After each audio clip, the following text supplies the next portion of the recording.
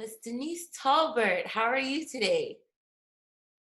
I'm good, Miss Kimberly. Well, it is such Thank a you for having me. I'm excited. yeah, no problem at all. Thank you so much for joining me for another episode of Exquisite Conversations.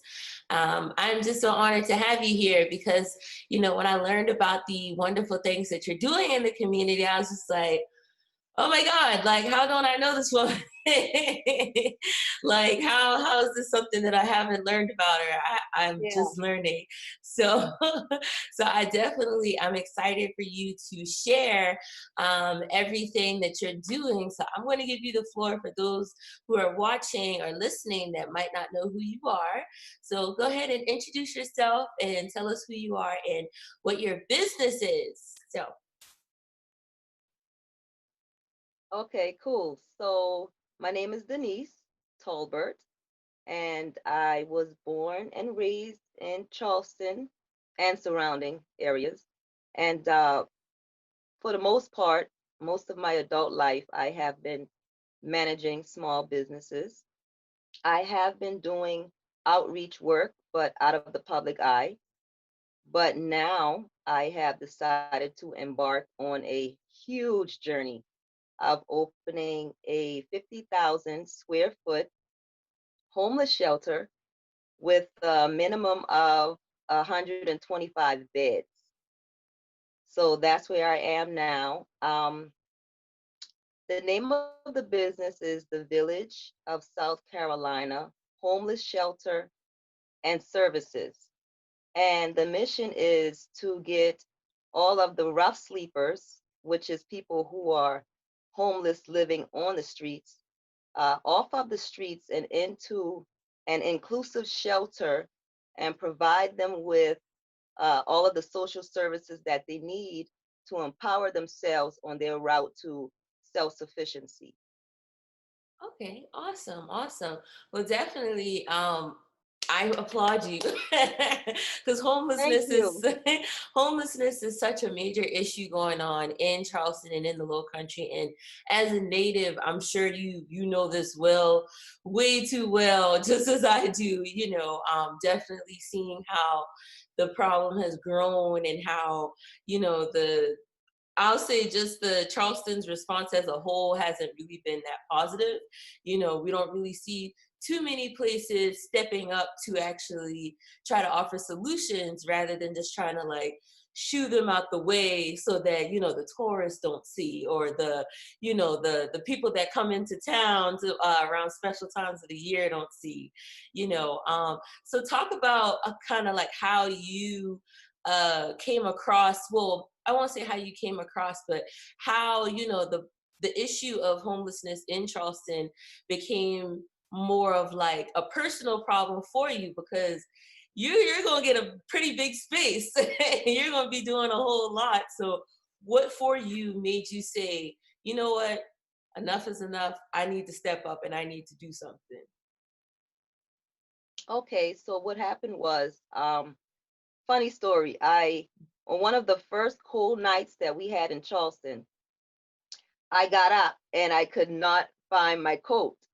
So I was like, I wonder how many homeless people were not prepared for this weather because it kind of just came upon us. And so I said, I'm going to do a coat drive. Okay. So I called a couple of people and I organized the coat drive and I got 8 different businesses to accept donations. And when I realized that I was going to have like close to 300 coats, I started looking for recipients. And that's when my eyes were open. While I'm looking for these recipients, I really couldn't find them. The homeless people that we see often on the street are really just a small fraction of what's really out there. Many of them have chosen to go off the grid and not be seen for reasons I don't want to discuss right now. But um, so when I discovered that it was more than just what I could see, and then I started doing some research and realizing that just South Carolina alone is more than 5,000 homeless people.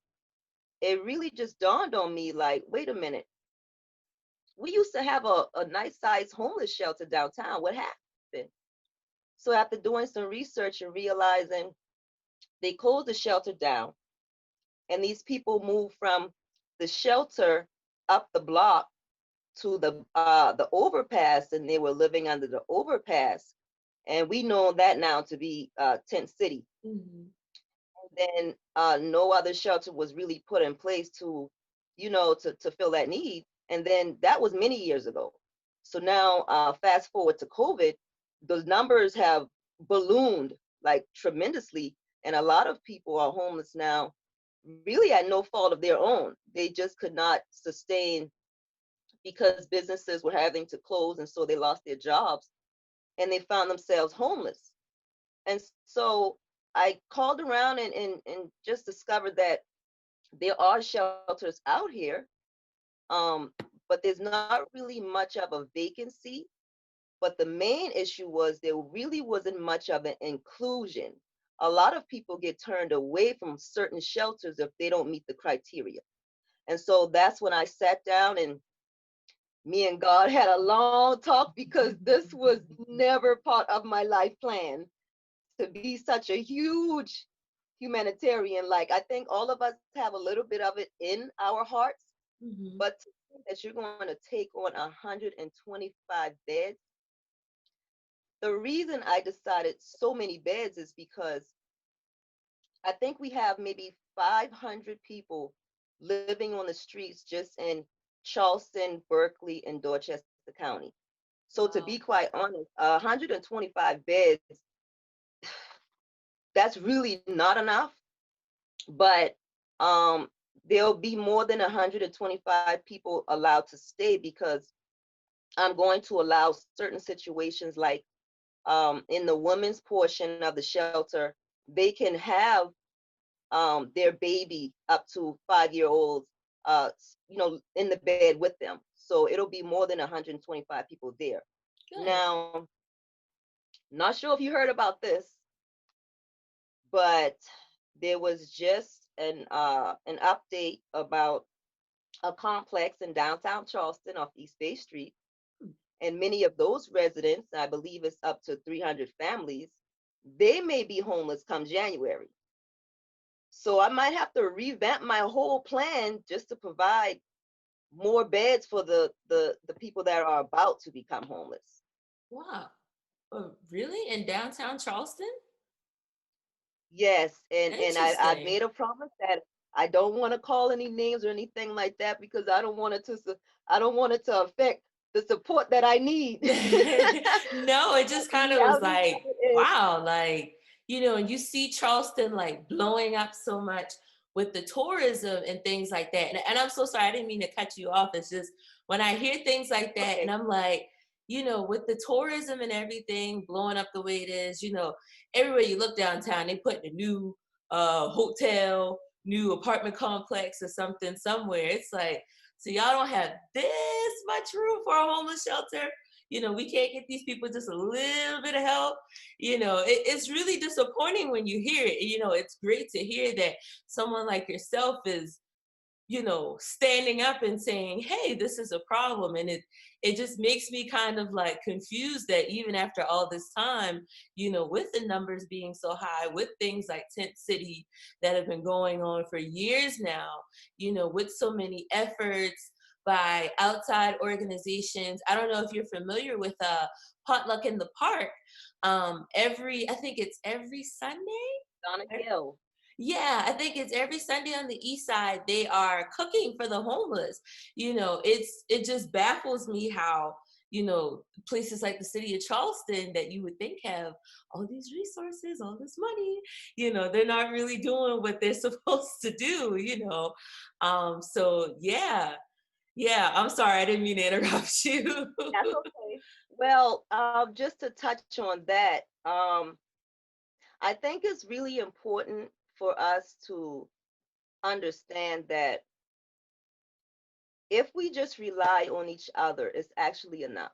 We really don't really need to focus on who's not doing what, because that's really not going to get us anywhere. But to be honest, there are a number of organizations behind the scenes that do a lot on a daily basis, but they don't get any public recognition, and they're not doing it for that reason. Mhm. But all those necessities like giving out coats and making sure you feed them and giving them toiletries and things of like that is definitely important. So people should not stop donating those types of items. However, if I was homeless, I would prefer a warm bed at night over all of those other items. I Yes. think that you would have a clearer mind, less depression. You can focus more on moving forward to get to where you need to be if you know where you're going to be tomorrow night. You know what I mean? Mhm. So if we come together as a community, we don't really too much have to focus on what municipalities are supposed to be doing what Yeah. and why they're not doing it. To be honest, we don't have time for that. It's the winter season now. People are living face to concrete on Rivers Avenue. It's freezing. So my goal is to have a grand opening before the hot summer months get here, and I'm hoping for March 31st of next year. So I have a lot of push right now, and I cannot do it by myself. It's impossible. I am not Jesus. This is a community task, and I am really pleading for any and everybody to step up. If you don't have a dollar to donate, don't worry about it. That's fine. Donate your time. Many people don't have jobs. They're not doing anything right now. 2 hours a week would make a huge difference. You know what I mean? It all adds up. And you are that's a very valid point. The importance of us being able to come together. We know municipalities, they gonna do what they do. But I think it's very important, and there are so many. I'm thinking of like so many different people and organizations that are out here doing the best they can to be able to help the homeless and things like that. Have you been collaborating or working with any groups in particular? Like, what's that process been like? Just kind of like the process of even learning about these groups. I'm sure it's like, oh wow, somebody does this, somebody does this, somebody does this. Well, that process has been very interesting. Just starting a coat drive and posting about the coat drive. Many of the businesses that volunteered their storefronts to collect these coats, many of them were already involved in some way, shape, or form, with helping with the homeless. So when I would meet them to go drop off these boxes, we would have, a little chit chat. And I would find out information, here and there, just bits and pieces. And and those who are really interested in my vision, they took it upon themselves to reach out to me. One in particular, her name is Kim, and she helps a lot of veterans as much as she can. And I appreciate her so much because she was the first person I sat down with and had a conversation about what was on my mind and which route I wanted to take. And she was so real with me. And she told me the things to look out for, the things to focus on. And to this day, she has been my main supporter. So definitely her.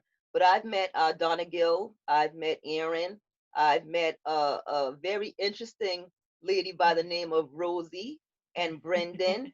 And yeah, so it's as you go out and you give, you'll meet different people. And I guess when my spirit agrees with them, we connect, and we've been connected like ever since. Okay.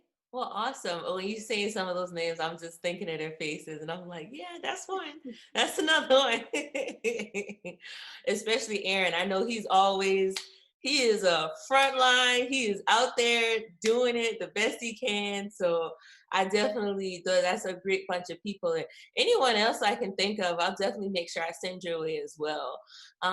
So you've got a big goal ahead of you, and you said that, you're aiming for March, full steam ahead to March. We're getting through the holiday season and the cold months and things like that. Talk about, why so big of a building so, immediately. I know that, there's so many people out there that need the resources, you know, um, why did you say, I'm going to get this kind of building? I'm going to offer these kinds of services. What was it that made you say, this is what I'm going to do? My goal is 100 or so beds. What was it that kind of, like made you go so high for your goal?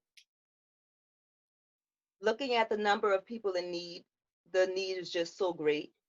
And then realizing that our city doesn't have a facility like that. And then researching and seeing that it was so beneficial for places like LA when they opened their 125-bed shelter. But the reason I want the space to be so big is because I intend to offer over 10 different social services. And that includes, helping find employment and helping find permanent housing and AA and narcotics classes, life skills classes, credit repair classes, grooming, dental, just a number of things that people really could use that would really empower them outside of just a GED class and teaching them how to fill out an application. A lot of these people are not bums. Some of them are educated. They have a really good work ethics and things like that. They've just fallen on hard times. And so with that being said, I also want to offer all of these services completely free. I don't know if you know, but many shelters, they charge for a bed. And I don't see any Did sense not know in, that. yeah, I don't see any sense in Wow. expecting people to be able to move forward if you're charging them for a bed. We need a shelter that really empowers people and helps them move forward so that they could be self-sufficient, so that we don't have to keep seeing them come back to the shelter because they can't get it together because they're having to do so many other things just to maintain. So really you are looking to more so empower them for the long term. It's not just short-term assistance like giving you a meal for today or giving you some clothes for today or a coat for the winter. It's about, no, let's go ahead and get you in here. We're going to give you this bed. We're going to come up with a plan to be able to get you where you need to go, And that's so crazy that I never knew that they charge for beds. I didn't know that a lot of homeless shelters did that. I'm like, I don't know where you guys think they're going to get this money from, but okay. Talk about, if, say for example, if I was someone that was homeless, and if I came to you, I found you somehow, and I said, Miss Tolbert, I need help. Like, I don't know what to do. I have nothing. I'm trying to get a job. I can't feed my family, things like that. What would be like with your shelter? What would be the experience for someone like me just coming and just straight off the street? I need help.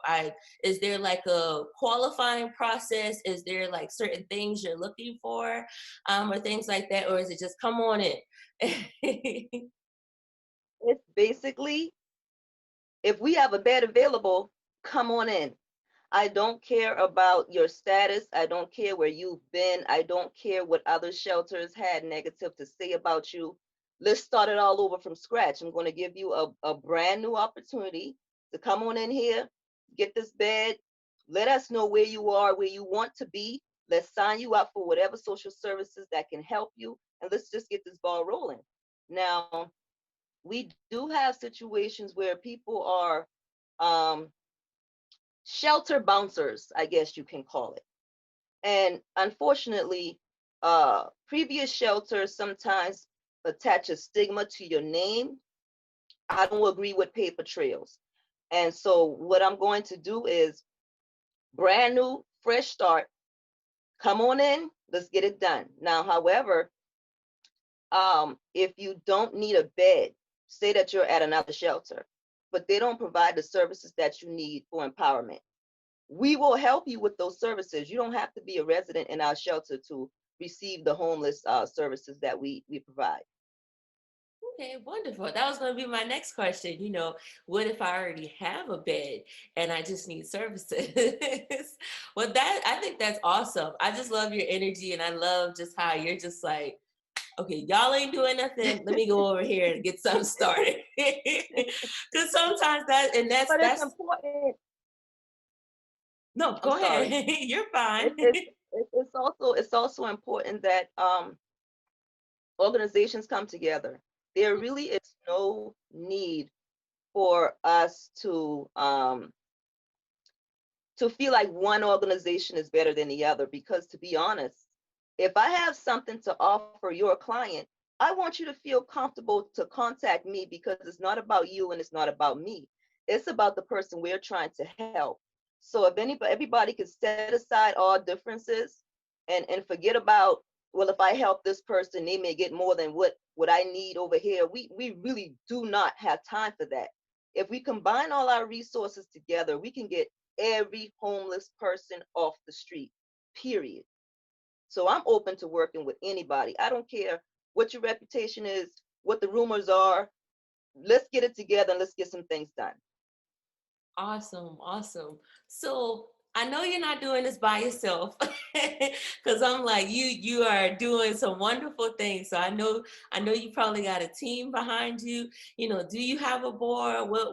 Talk about your team and the great people that I'm sure you have that are behind you, rooting for you and cheering for you. Talk about them, and then talk about also your motivation to continue, with what you're doing, because I know how easy it can be, especially as an entrepreneur myself, how easy it can be in places like Charleston, or just in general. It isn't even about Charleston or the location. It's easy to get discouraged, especially if, you might meet that one person that, doesn't want to help or doesn't understand, or, they're so quick to discourage you and things like that. Talk about what keeps you motivated and the people that you have in your corner. It's funny you should mention that, because the people I expected to be in my corner, they think I'm crazy. 125 beds? How are you going to, what? And some people who have been in the trenches for a while have tried to convince me to start small and then grow big.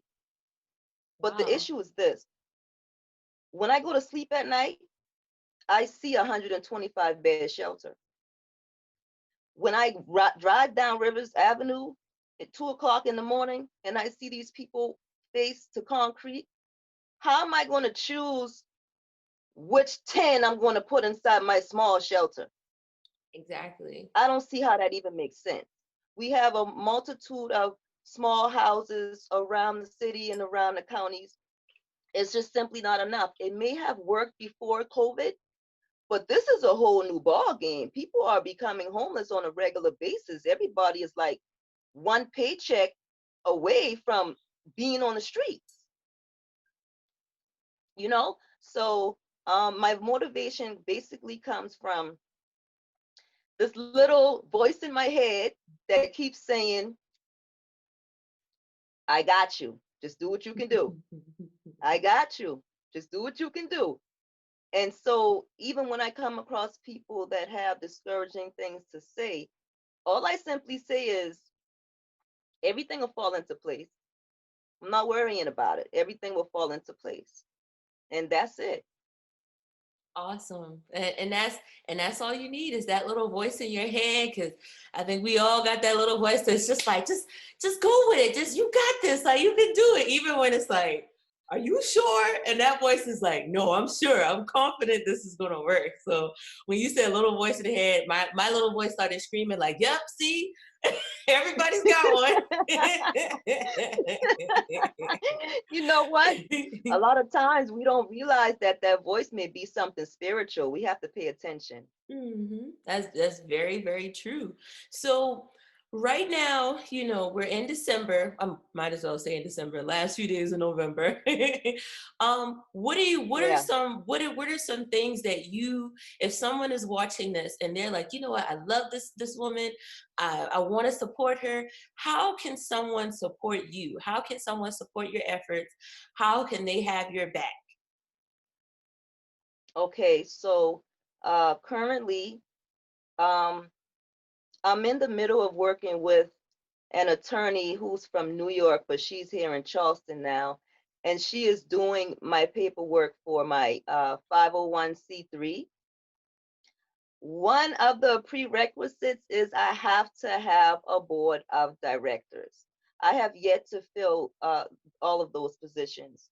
So if anybody has, uh, any interest in being on the board, I am definitely open to that. It does not require you to work office hours. You can work on your own time.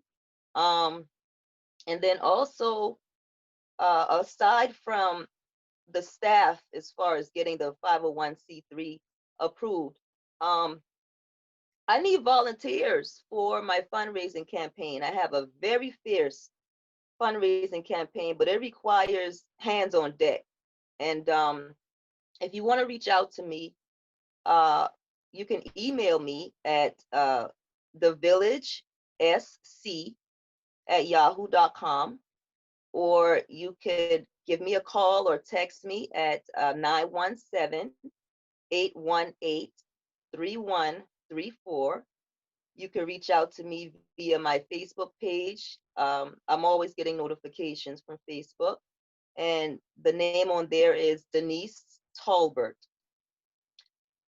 If you want to just simply donate, I do have a GoFundMe page, and that could also be found on my Facebook page.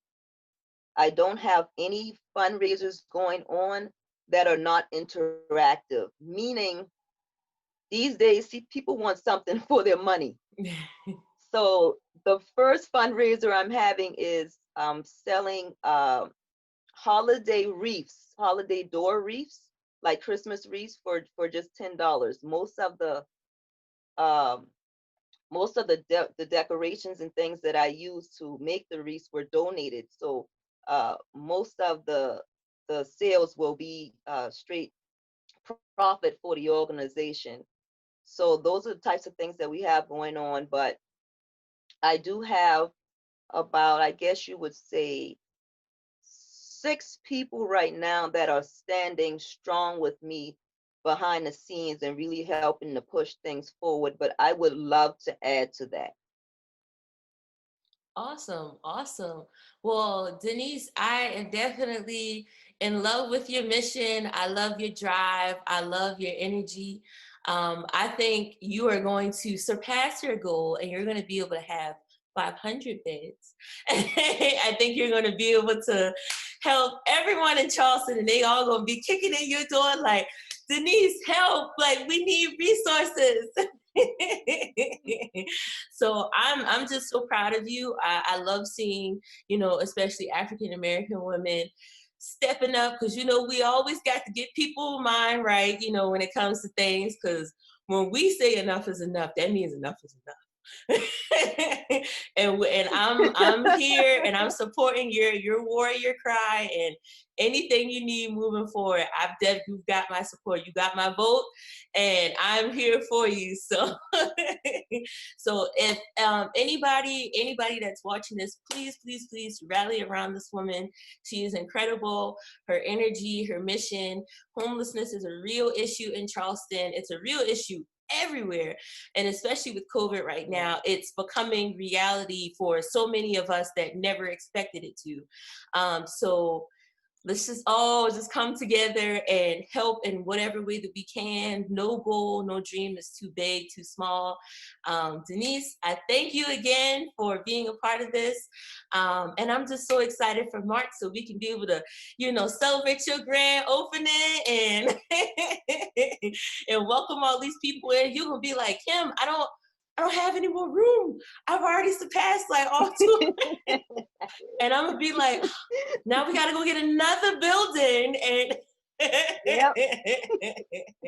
so I support you and I'm so excited for everything that's to come. So one more time, if people want to donate, tell them your GoFundMe and your Facebook page again.